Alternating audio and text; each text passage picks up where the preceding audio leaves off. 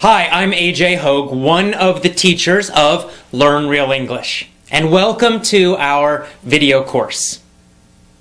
Now, let's get started with rule number one, or secret number one. And rule number one is to always learn English phrases. And to never study just individual words. So, in this course, we're going to teach you a totally new way to learn English, a totally new way to study English so that you can speak English quickly, easily, automatically, powerfully, confidently. So, what's the old way of learning English? You know it because you learned it in school, you've been using it for years and years and years. You sit in a classroom, you've got a textbook, you memorize lists of vocabulary words, you study lots and lots and lots of grammar rules, you do lots of reading and little fake conversation drills and activities. And this is the traditional old way of learning English, but we have a totally new and different way of learning it, and we're going to teach you each part of that, one part every day for a full 7 days. So let's start with part one, secret one, rule number one. Learn phrases, not individual words. Now, of course, a phrase is a group of words. It's a group of words that naturally go together. This is very important. You see, when you only study individual words, you are doing a number of things that make learning difficult. Number one, when you study just an individual word, like a vocabulary, something in a vocabulary list, or even in your notebook, you write one single word and then you write the meaning or the translation. Here's the problem. That word has no connections to anything else. Therefore, it's difficult for your brain to remember it. That's why you have to keep repeating again and again. You look at that list and you try to memorize it. And then the next day you forget, and then you go back and you try to memorize it again, and again, and again, and again, and again, and maybe after a very long time, you might remember it. But most likely, you're going to forget it, especially long term. And yet, that's the way most students are learning English and studying vocabulary. Here's another problem with just learning single words. When you study just single words, you're not learning any grammar. But when you study phrases, you are actually learning grammar. It's a kind of an effortless, easy way to learn grammar. You don't need to think about rules. You don't need to think about anything. And yet, you will be learning correct grammar when you study groups of words instead of phrases. Let me give you an example of this. Let's just, take any phrase like, or a simple sentence. He was a bad dog. He was a bad dog. Now, let's imagine that you're a new English student and, the word bad is new for you. Of course, I know you know it, but let's just imagine you go way back to the very beginning, your first year of learning English, and bad is a new word. Now, the normal way of studying that, you would write it down, bad, it would be in a little, a list, and then you would study, bad means not good, bad means not good. You'd probably translate it to your own language. And then after lots and lots and lots of time, maybe you would remember it. Well, using our system, you do something very different. You would write down that whole phrase. He was a bad dog.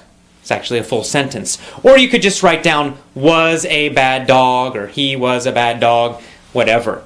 And then every single time you study or review, you would always study the full, complete phrase. You would never just study that word bad. You would study the whole thing. Now, by doing that, you're getting free grammar. How do you know? Well, because first of all, you're getting that verb, was. Right? Was. And that's just going to stick in your brain. He was, he was, he was. You're also learning articles. You don't need to remember what that means. You don't have to even worry about it. And yet you know that it's correct to say, in this situation, a bad dog. He was a bad dog. Some people say a. He was a bad dog. Both pronunciations are correct. So he was a bad dog. He was a bad dog. A lot of students have problems. When do I use or a? When do I not? When do I use the? And you're trying to memorize all these super complicated rules and situations for it. Forget that. It's too complicated. You'll never remember it. Just study phrases and you'll start to feel when to use it, when it's correct, when it sounds correct, and when it sounds strange, when it's not correct to use those things. And of course, this is true for all grammar, all phrases, all vocabulary. By studying a full phrase, or even a full sentence, always, always, always, you're going to get lots of grammar. You're going to learn which vocabulary words go together naturally, and you're going to know when to use them in which situations. Because sometimes, for example, there might be a situation where there are many words that mean the same thing, and yet we typically use one of them. Like, we might say, he was a bad dog. That's a common phrase. A bad dog. Bad dog. We use that word bad to describe a dog who's naughty, who's not good. But we don't usually say horrendous. Now, horrendous means super, super bad, really terrible. And yet, we don't usually say he was a horrendous dog. It sounds strange. Even though the meaning is basically correct, yet in normal, real English, not textbooks, but real English, we just don't use that word to describe dogs. Not usually. I don't know why. There's no real rule about it. It's just that's what we usually do.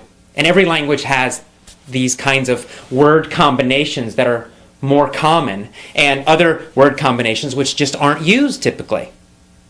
How do you learn that? Well, you can't learn it from any rules because there are no rules about that. You have to learn it by studying phrases always. Always, always, always study phrases, review phrases. Whenever you learn a new word, don't just write down that individual word. Write down the full phrase, or even better, the full sentence that it's in.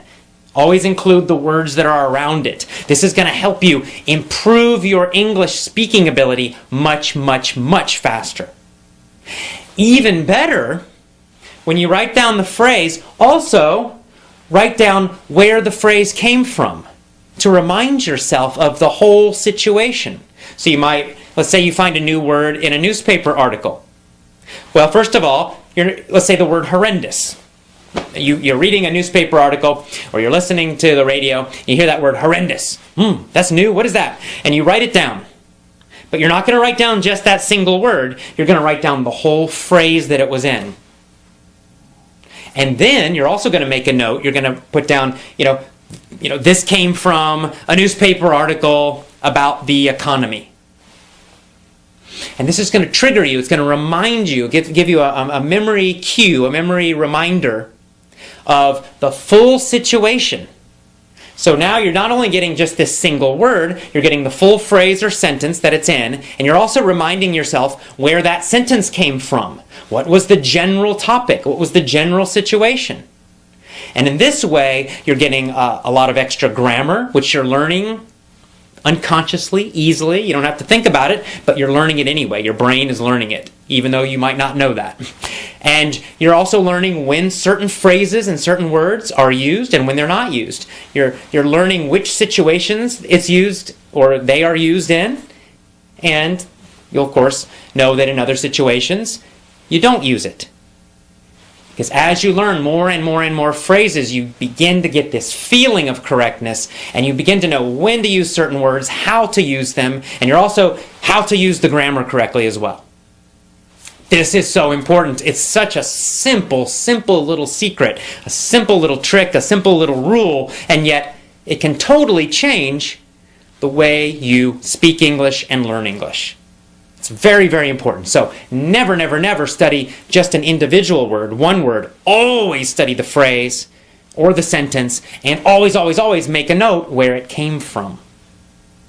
And you want those phrases and sentences to come from real English, which we'll talk about more later, not from textbooks. Here's another advantage of studying phrases and full sentences and always knowing the situation that they came from.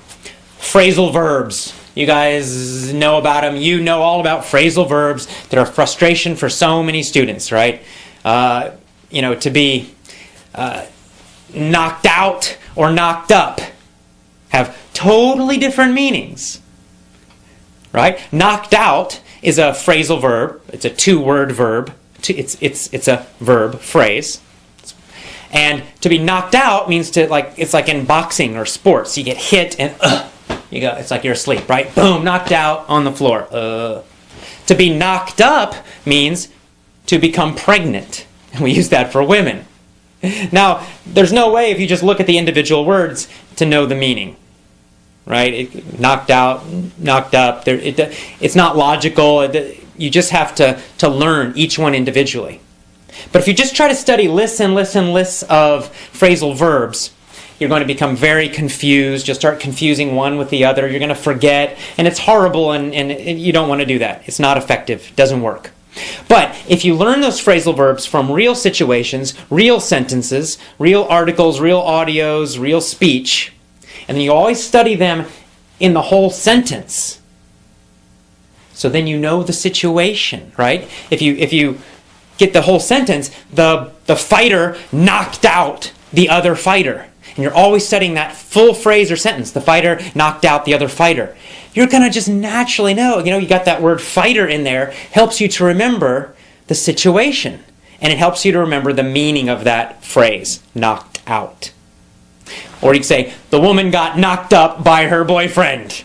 Right? So now you're like, oh yeah, boyfriend. It gives you a clue, gives you an idea of the meaning of that phrase. And you'll know that you always use that phrase in situations that describe pregnancy. This is much better than studying lists and lists and lists of phrasal verbs. So, what's our first rule? What's our first secret? Always, always, always study phrases, groups of words. Always write down a note about where the phrase came from to remind you of the situation. And no more, never again, study just individual words. And that's all. That is powerful secret number one, rule number one for learning to speak fantastic, amazing English. Start using this rule immediately today. Okay? We'll see you tomorrow for rule 2. Bye-bye.